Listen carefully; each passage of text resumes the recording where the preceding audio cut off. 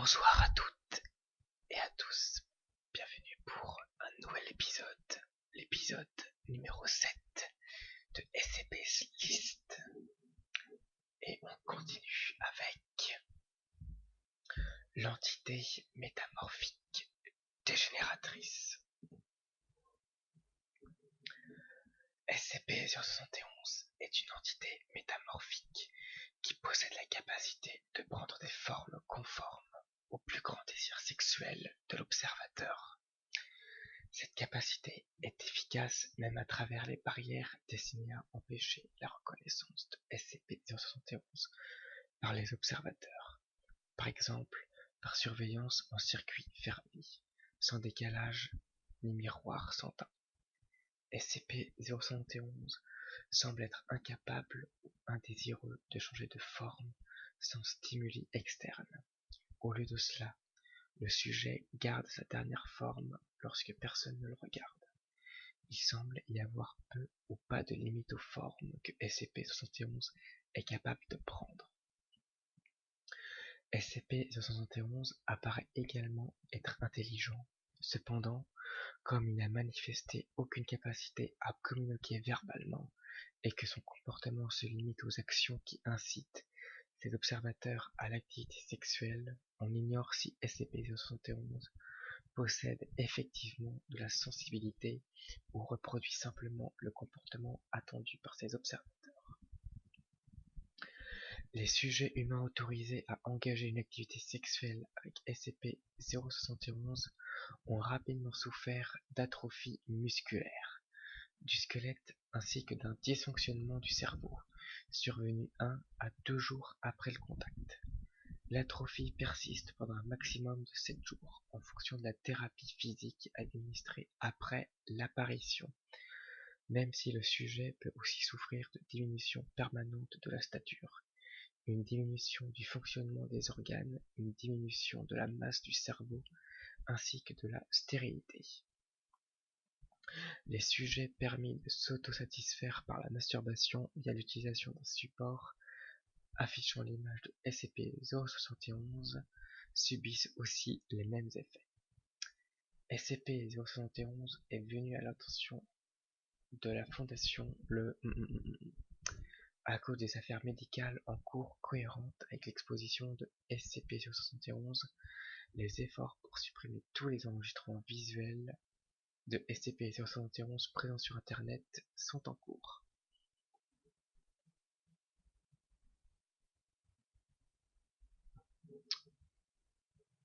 Voilà. On commence bien. Ensuite, le pied du lit.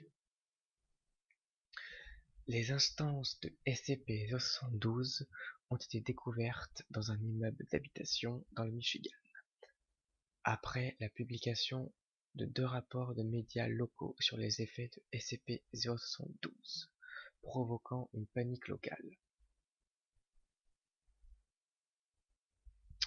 SCP-072 est une projection d'une ombre translucide qui ressemble à une main de 0,9 m de long.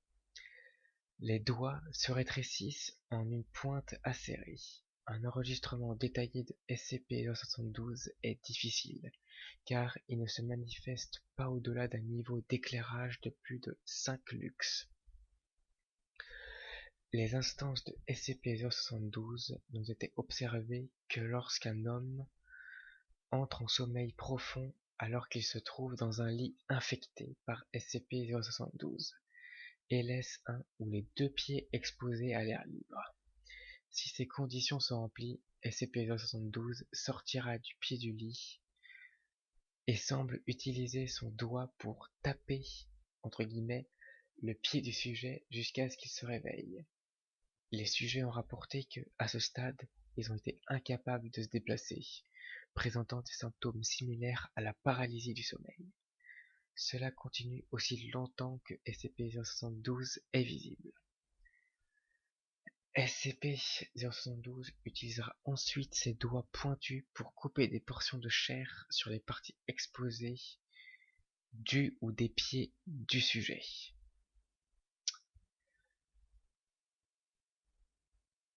Il rentrera à l'intérieur du lit entre chaque retrait et émergeant sans le matériel collecté. Cela continuera jusqu'à ce que SCP-072 aura pris toute la portion des pieds exposés, s'arrêtant à la cheville. Bien que les sujets exposés à SCP-072 signalent que ce processus soit extrêmement douloureux, les effets paralysants rendent incapables de crier ou appeler à l'aide.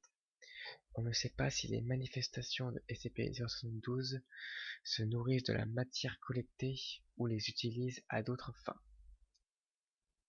Tant que les blessures sont correctement traitées, les effets de SCP-072 ne sont pas mortels, mais ont été observés pour causer des dommages psychologiques importants au niveau du sommeil. Sans blague. Il y a aussi un effet secondaire. Tout lit dans un voisinage d'environ 10 mètres d'un lit qui manifeste les effets de SCP-072 sera également l'hôte d'une instance de SCP-072. La destruction d'un lit affecté par SCP-072 ne révèle pas de présence anormale et aucune trace de matériel biologique préservé chez des sujets. Donc la photo que je vais vous montrer, c'est un lit qui est infecté. En fait, c'est un lit qui est banal, quoi. Ensuite, Kane. SCP-073 semble être un homme d'origine arabe ou du Moyen-Orient, à la peau fortement bronzée et ayant la trentaine, mesurant 1,85 m et pesant 75 kg, avec des cheveux noirs et des yeux bleus. Les bras, jambes, colonne vertébrale et omoplate du sujet semblent avoir été remplacés par des versions artificielles en métal de facture inconnue. Le sujet n'en prend conscience que quand on lui fait remarquer. Compliqué.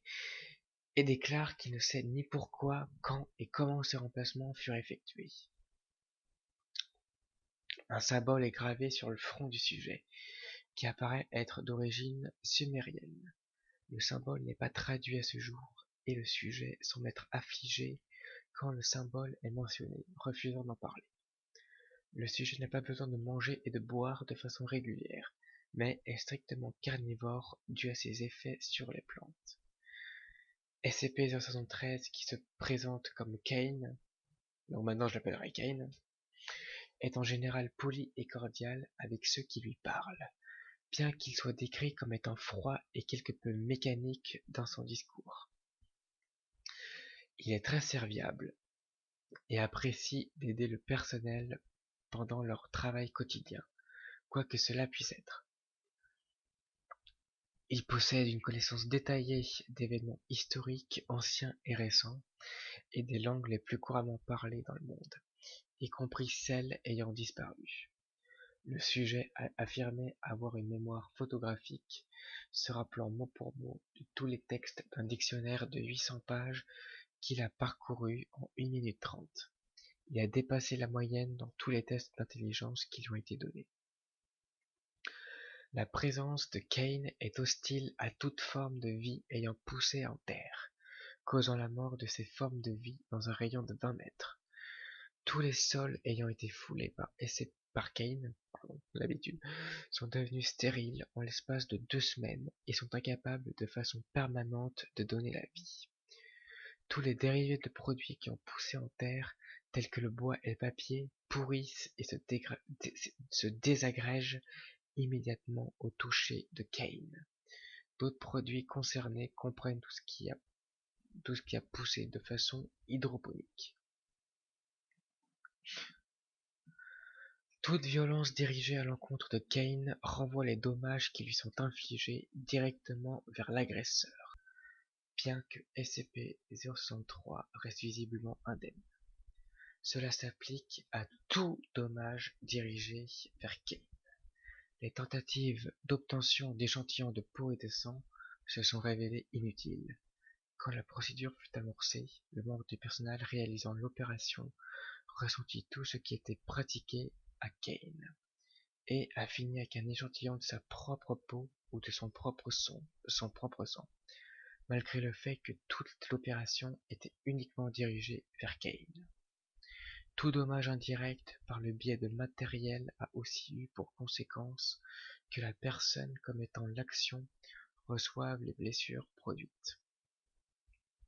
Bien que Kane ne reçoit aucun véritable dommage des traumatismes lui étant destinés, il a affirmé qu'il ressent quand même la douleur, et a poliment invité les chercheurs de s'abstenir de causer des actes trop nuisibles envers sa personne. Normal. Le cloporte quantique. Alors, SCP-074 est un organisme anormal qui utilise différentes propriétés quantiques à l'échelle macroscopique et, grâce à d'autres paramètres, modifie les lois de la physique classique dans son voisinage. La nature spécifique de ces modifications semble être liée à la connaissance précise d'un sujet humain sur les lois de la physique modifiées par SCP-014.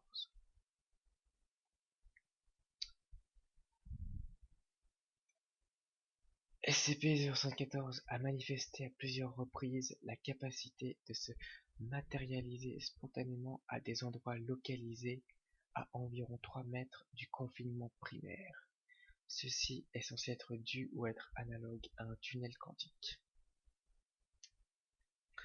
Les entomologistes de la Fondation ont prévisoirement identifié SCP-074 comme appartenant à l'ordre des isopodes, connu publiquement sous le nom de cloporte.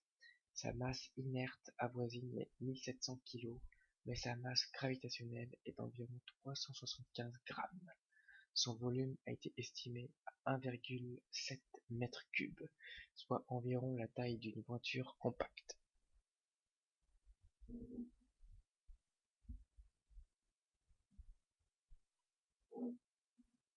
Voilà. Après, ils disent juste que c'est une sorte de parasite. Voilà. Ensuite, le 75, c'est l'escargot corrosif. SCP-075 ressemble à un gros escargot de 20 cm de longueur, 13 cm de largeur et 15 cm de hauteur, avec un pied musclé qui ressemble à une main griffue à 6 doigts. SCP-075 est exceptionnellement lourd, avec une masse d'environ 860 kg, une propriété qui n'est pas encore comprise. La déshydratation est le seul moyen connu de contenir SCP-075, car il passe à l'état inactif lorsqu'il est presque complètement sec. Quand il n'est pas déshydraté, SCP-075 se déplace à une vitesse incroyable pour sa taille et sa masse. Il adopte le comportement d'un prédateur en sautant sur sa proie et l'aspergeant dans une solution de base caustique, sécrétée par les pores de son pied. Ces sécrétions sont plus corrosives que toutes les substances connues sur Terre, en raison du comportement agressif de SCP-075. Quand il est actif, ce composé ne peut être récolté. Aucun matériau complètement résistant à son pouvoir corrosif n'a été trouvé. Voilà. Ensuite,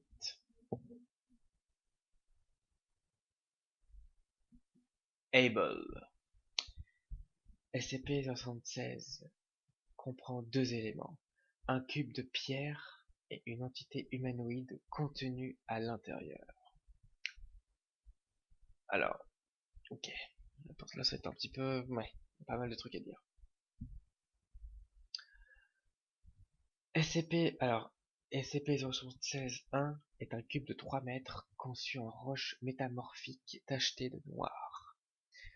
Toute la surface externe et interne de SCP-076-1 est couverte de profonds motifs ciselés ne correspondant à aucune civilisation connue. Une analyse au radioisotope montre que l'objet est âgé d'environ 10 000 ans. Une porte est située sur un des flancs, scellée avec une serrure de 0,5 m de large et entourée de façon circulaire par 20 autres serrures plus petites. À ce jour, aucune clé n'a été découverte, rendant la porte impossible à verrouiller une fois close. À déverrouiller une fois close. La température intérieure est d'environ moins 180 degrés et ne peut être altérée par aucun moyen, interne ou externe. Immédiatement au centre de la pièce se trouve un cercueil en pierre mesurant 2,13 m, maintenu à sa place et fermé hermétiquement par de nombreuses chaînes de factures et de matières inconnues. Celles-ci sont attachées aux angles intérieurs de SCP-076-1. Maintenant, on va parler d'Able. C'est, vous allez voir. Et c'est considéré comme un dieu, en quelque sorte. Able ressemble à un mâle humain mince et d'origine sémite, approchant de la trentaine. Ses cheveux sont noirs, ses yeux gris et sa peau possède un ton olive. Le sujet mesure 1,96 m et pèse 80 kg. De nombreux tatouages représentant une iconographie occulte et ésotérique sont présents sur tout son corps et varient de subtil à ouvertement ostentatoire. Le sujet est techniquement mort lorsqu'il est enfermé dans SCP-076-1. Cependant, c'est là où c'est drôle.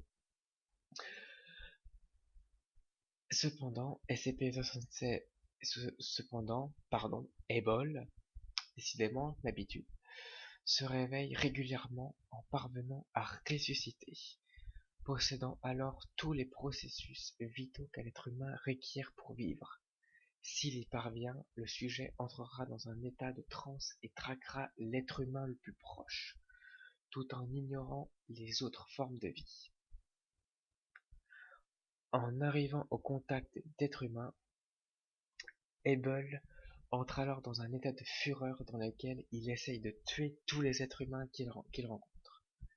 À ce jour, seule la mort du sujet a prouvé son efficacité à mettre fin à cet déchaînement de violence.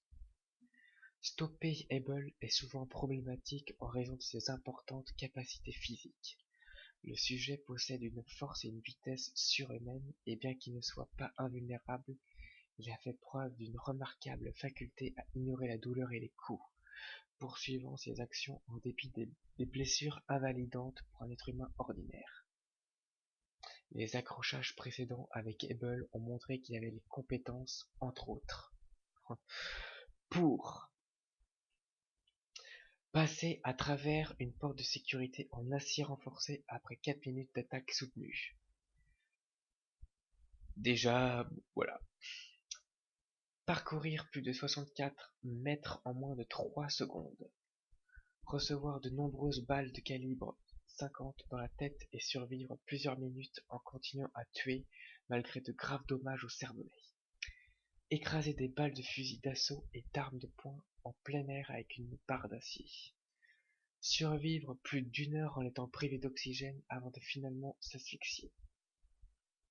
La capacité la plus inhabituelle de Able est cependant sa faculté de matérialiser des armes blanches à première vue de nulle part. Une séquence vidéo au ralenti révèle que les armes en question sont extraites de failles dimensionnelles miniatures décrites comme de petits trous dans l'espace. On ignore où mènent ces portails, tout comme la façon utilisée par Able pour générer ces failles. Les images de ces lames montrent qu'ils sont fabriqués dans un matériau noir totalement non réfléchissant, paraissant aussi noir que le vide spatial. Les lames disparaissant rapidement après que le sujet ne les ait plus en sa possession. Aucune analyse structurelle n'est possible à ce jour. Able a été efficacement tué plusieurs fois de différentes façons. Sous le feu nourri de plusieurs mitrailleuses de calibre lourd, par asphyxie, écrasé sous un morceau d'appareillage d'ascenseur de 13 tonnes métriques utilisé à l'origine pour le cube, incinéré par l'utilisation d'une grenade thermique TH3 placée directement dans la cavité thoracique ouverte de Hubble. Lors de la pire brèche de confinement survenue jusqu'ici, la zone de confinement 25 fut contrainte de déclencher sa tête nucléaire présente sur site comme dernier recours au cours de la tentative d'évasion aboutissant à la destruction totale du site et du personnel. Cependant, le cube survécut. Donc en gros, le cube a survécu à une attaque nucléaire et Hubble non. Sauf que, à sa mort, les restes de Hubble se putrifient rapidement jusqu'à n'être plus que de la poussière.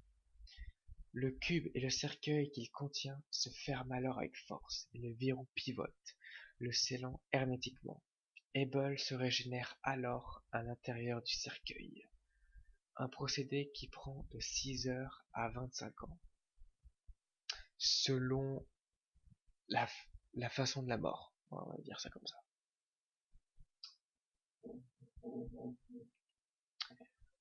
Bon, et ben voilà, il était long celui-là. Ensuite, le crâne de pourriture. SCP-077 semble être une moitié supérieure de crânes humains gravés de runes, chacune remplie d'une résine noire non identifiée. Les runes changent chaque mois lunaire, ainsi que les solstices d'hiver et d'été, les équinoxes de printemps et d'automne, et chaque fois qu'une éclipse lunaire est visible en Irlande. Si ces gravures ne sont pas lues à haute voix au moins une fois dans un délai de 24 heures, les orbites et la cavité nasale de SCP-077 émettent SCP-077.1. 077.1 est une vapeur luminescente verte dont la nature précise reste indéterminée. Il est à noter, bien que SCP-077.1 se comporte comme un gaz normal à tout autre égard, elle occupe uniquement les espaces qui se situent dans le champ de vision de SCP-077 et ne se dirige jamais derrière le crâne, à moins d'y être obligé. Des barrières opaques et imperméables non biologiques peuvent servir de protection temporaire contre le gaz. Toute matière biologique qui entre en contact avec le gaz est instantanément transformée en un liquide visqueux, une sorte de vase malodorant. La vase a été identifiée comme de la chair de tubercules pourris, qui ont été gravement infectés par le mildiou.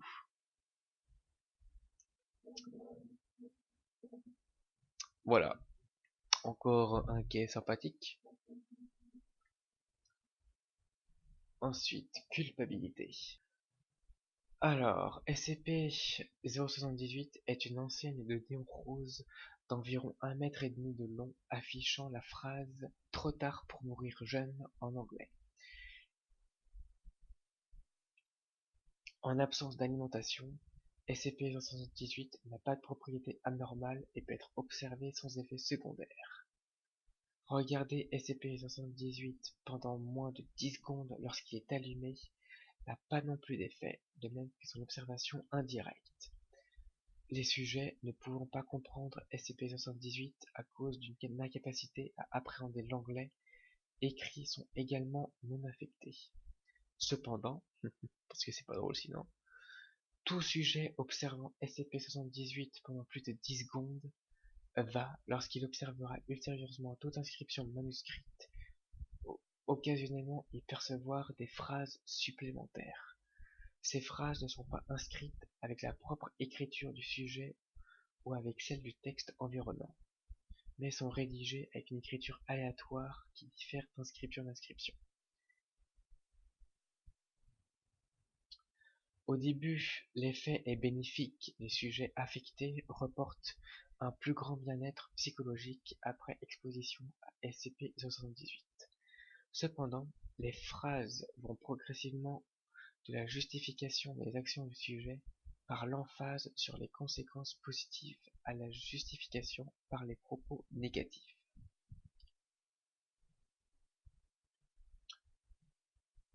Par exemple, quand quelqu'un va voir ton travail va sauver l'humanité. Il va recevoir également comme phrase ils ne t'ont jamais aimé de toute façon. Enfin, là en gros c'est un cas qui a été fait.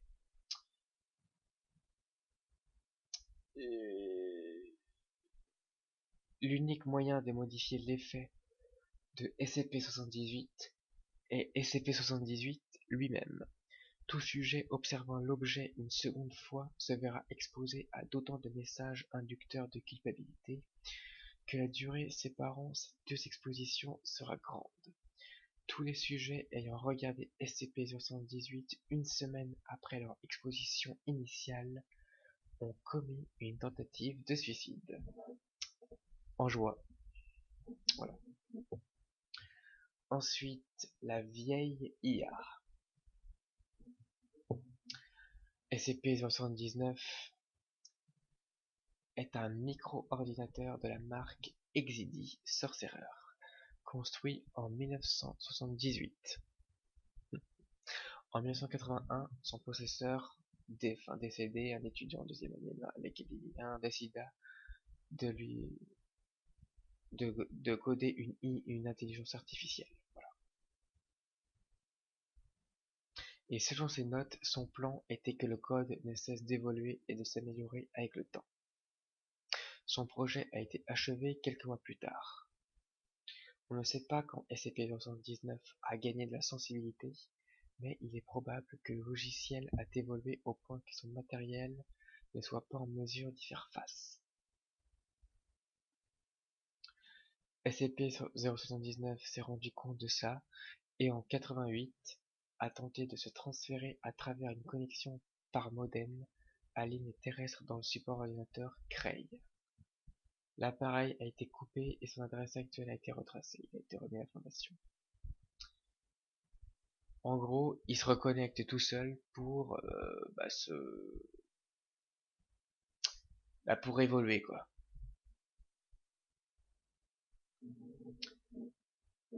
Et il n'y a rien de plus. Il n'y a rien de plus. D'accord. D'accord. C'est juste. Et enfin la dernière pour cette vidéo, la forme sombre. Il est impossible de savoir si SCP-080 possède une masse ou un corps, puisque toutes les tentatives pour interagir avec lui se sont soldées par des échecs ou ont connu des résultats négatifs. Tous les membres du personnel ont décrit percevoir SCP-080 comme une ombre ou une forme humaine. Le seul point commun étant qu'il possède 2 yeux vaporeux. Il s'est révélé que toute personne entrant dans la chambre de confinement est en proie à une somnolence incontrôlable. Après environ 30 minutes, toute personne observant SCP-080 tombera obligatoirement dans un sommeil paradoxal. Et des dommages psychologiques irréversibles peuvent naître chez le sujet.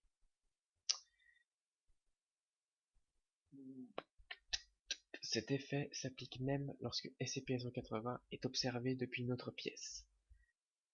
Si à n'importe quel instant SCP-080 parvient à se cacher dans un placard ou sous un lit ou couvert par une couverture, il disparaîtra entièrement. De plus, si n'importe quelle source de lumière avec une force d'éclairage supérieure à celle d'une veilleuse pour enfants est introduite dans la salle de confinement, SCP-080 se dissipera instantanément. Ces deux événements doivent être considérés comme étant une rupture de confinement et tous les membres du personnel en cause seront sévèrement réprimandés et possiblement réassignés. Alors, je vais vous dire l'incident. Donc, dans les années 2000, une observation est planifiée par 2 chercheurs seniors. Donc les chercheurs pénètrent dans la salle d'observation et le rideau s'ouvre.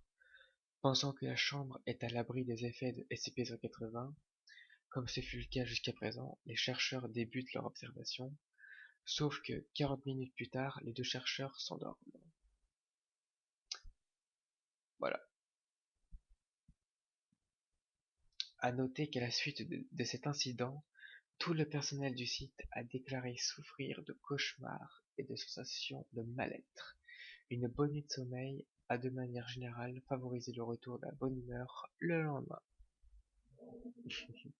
Ça me fait rire.